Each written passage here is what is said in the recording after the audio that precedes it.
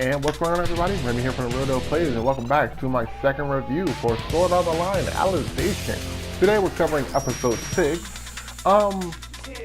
Personally, how I feel about episode 6, I feel like it was the weakest out of the episodes that we had so far, and I'm not going to say trust me because it's an opinion, but at least to my opinion, I felt like this is the episode where we got needless exposition dump for things either we won't care about or for characters who won't really be around. Well, I won't say won't be around, but more so like characters who you honestly won't care about.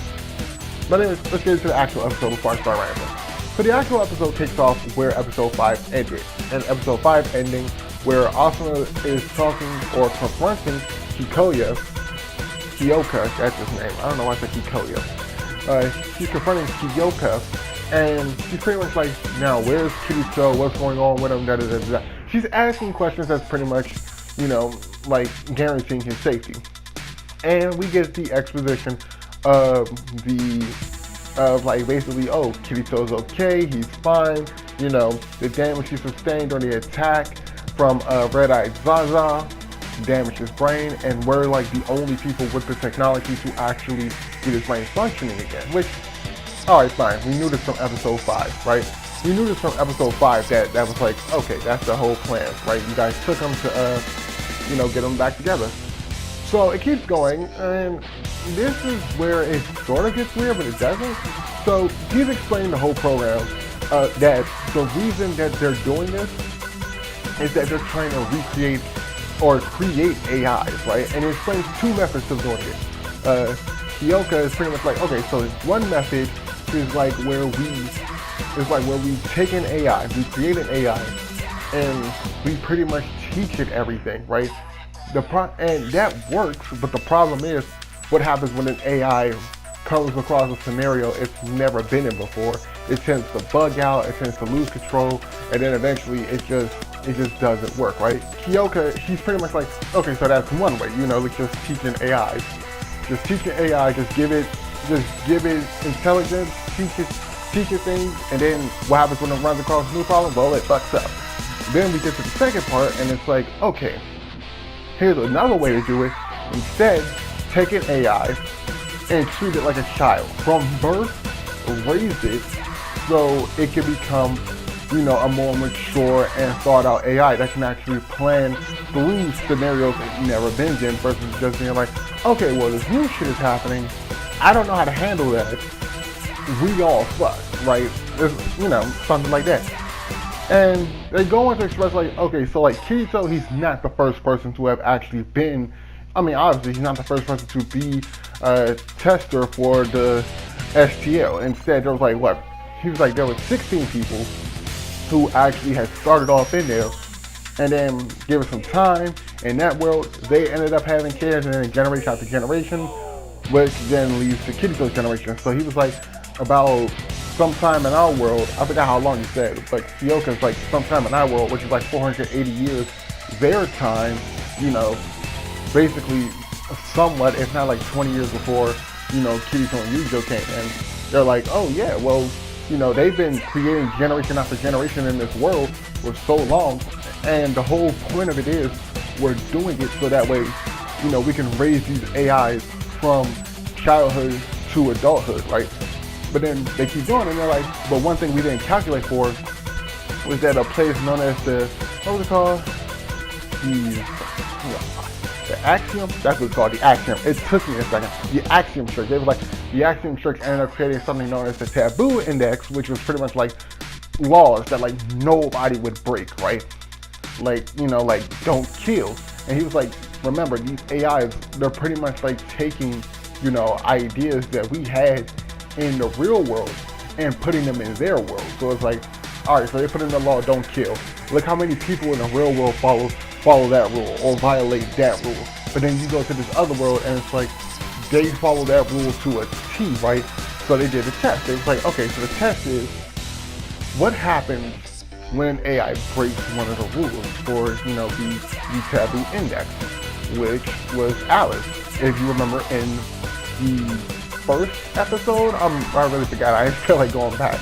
But if I remember, it's the first episode, where Alice broke the rules of the Taboo Index by crossing over into the dark territory, right? They pretty much are like, yeah, well, one of the AIs ended up doing that to save Kirito back then when we were monitoring him, you know, to save him.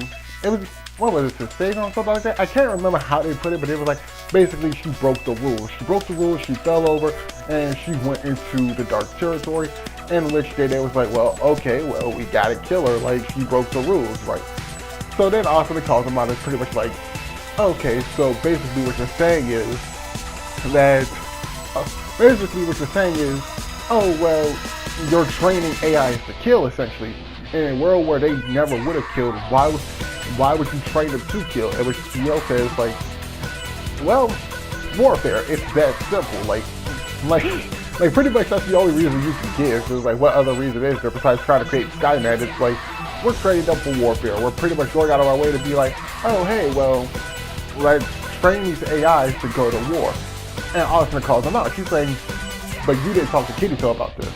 And he's like, how do you know we ain't talked to him about it? She just goes, because he wouldn't have agreed to this, which, if you watched all of Sword Art Online, not even all, but if you just watch, like, Sword Art Online, and you watch Sword Art Online and then Alpine, you know, Yui, you know, his daughter, right, his AI daughter. And you know, like, he cares about Yui, so it's like, he's a huge proprietor of let's save AI, right? If AIs are gonna go, we can save them. Like, basically, if we have the power to save AI, let's save AI. So Austin's like, yeah, he wouldn't have agreed to this, and da-da-da-da-da, and this, that, and the third. So, you know, Kikoya is like, I keep calling him Kikoya, it's Kyoka.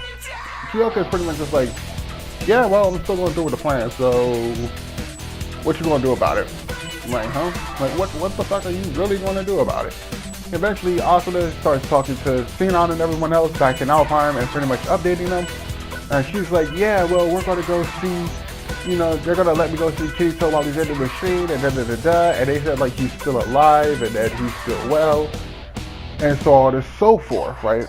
She goes down there, goes check on him, and we see, now if you watch Gun Gale, you remember they had the nurse from Gun Gale who was checking up on Kirito when he was doing his investigation on Death Gun. The same nurse is down there, so Asuna sees her, and it's like, wait, what are you doing here, right? Like, are you with them? And she's like, oh no, I'm a real nurse, but it just so happens that the college I graduated from turns out to be like this, you know, a college related to them, right? Or like a college under their funding, right? So basically like, oh, well, because I studied from this college, I was one of the people they picked to come down here and just check up on him. Simple as that, nothing big, nothing small. And at that point, that's where everything related to the episode, or to like the main plot of the episode, was done for me, because the rest of the episode is based around this one woman who is just there. Okay, let me give you the quickest background for this woman. This woman is essentially the girlfriend of Akihiko Kayaba. Don't know that name? You should. This is the guy who created Sword Art Online. This is the guy who created Sword Art Online, and for some reason has everything linked back to him, right? Like, I mean, everything linked back to him. How far? Simple. He created Sword Art Online. Cool. You know, when Kirito went to Alpha to go save Asuna. Who gave him the world speed? Akihiko Kayaba gave him the world speed. Cool. We get the Gun Gale. There wasn't really no real connection there, but then you get to the Mother Rosario arc. Guess what? After Yuki dies, and then they do the little reception for Yuki and everybody, and all of Yuki's friends come down there. Guess what? Oh, who funded for this woman? Who put funding into this woman's little treatment for her disease? Guess what? It was Akihiko Kayaba. So at this point, when this woman not even introduced herself, but go into the idea of being with Akihiko Kayaba, the first thing I thought to myself was, please do not let all of this just link back to him, right? Like don't but do at the same time in my head, right? Like, we already know all of this is happening because Kyoka is pretty much like, oh, well, Akihiko Kayaba created Sword Art Online, right? And we're using the VR world to raise AI to a certain point, so then that way they can just become a super intelligent, right? That way we can use them for wars and whatnot. That makes sense. That would be a perfect reason. Build your idea off of what Akihiko Kaiba already created, but do not loop everything back to him, being like, oh well, Akihiko Kaiba already had a hand in this. He already set the stage for this to happen and da da da da da. Listen, Akihiko Kaiba as a character is pretty cool. What I don't want is this motherfucker to be the puppet master from events all the way up till now. It's been like what? 2 to 3 years since the events of Sword Art Online or the SAO incident in their world. Let's stop wrapping shit up back to him. It's like, oh, okay, the world seed, you pushed the boundaries a little bit, but we let it fly. Okay, this motherfucker coming in as the person who funded for this chick's treatment for her disease. Now you really trying to push it, and then don't come to me now, or better yet, ordinal scale when the main villain is like talking about Akihiko Kaiba like you didn't want to push the limitations and da da da da da, and then like you took my daughter away. It's like you're looping everything back to him, like he's the reason all this shit happened. Like, now I won't admit he had a big hand in certain things, but let's stop looping shit back to him. Anyways, before I forget my train of thought. Anyways, we get back to the woman who was dating Akihiko Kaiba. First of all, forgot this chick's name. That's just how uninteresting she is to me. So anyways, she's talking about like how she was with him and all she's seen in him was just like a guy who was just a shut-in and really deep into his research. After they started dating and the whole SAO event started happening, she reveals to Asuna that like he put a micro bomb in her chest, which I was just like, where the fuck did this come from? Anyways, keep going. She's like, oh yeah, this one put a micro. The woman's like, oh, he put a micro bomb in my chest, and even though I knew it wouldn't kill me or blow up because it really wasn't armed, he pretty much used it to say that I was only a part of it because he forced me to when the police come and da da da da. And later on she's like, okay, so when I found out he was the reason this incident happened, I went into his lodge cabin. I went into his little lodge in the mountains with the idea of killing him and putting an end to it. And I went up there and he just knew I had a knife that was like, what am I gonna do with you? And put the nerve gear back on and went back into the world. And I sat there and cried, and I sat there like, lady, you had the opportunity to save so many lives. You pretty much, in an extent, played the role of executioner, because your feelings for this man was like, I want to kill him to save these people, but at the same time, I love him. It's like, I get it, it's a struggle, but at the same time, though, like, that's 10,000 lives at stake. Let's say Kirito dies, my friend. You don't think the rest of this wouldn't have just ended? Like, everything would have just stopped, dead in its tracks. Like, Kirito and Asuna die. No one's leading the Night of the Blood Oaths because Akihiko Kaiba pretty much, already revealed himself to be like, yeah, I'm the main villain. So what? See y'all bitches on the 100th floor. It's like, what do you do from this point forward? Like, you feel me? Like, you risked everything on the chance that someone would beat this game, and the only person who could have beat this game, what if he died? Huh? But because you loved him, you kept him around. So pretty much, like I said, that's pretty much the whole review for the episode. Like I said, in my eyes, it was the weakest of the bunch because it did very little to give information on the idea of this is what we're doing or like this contributes to the main plot.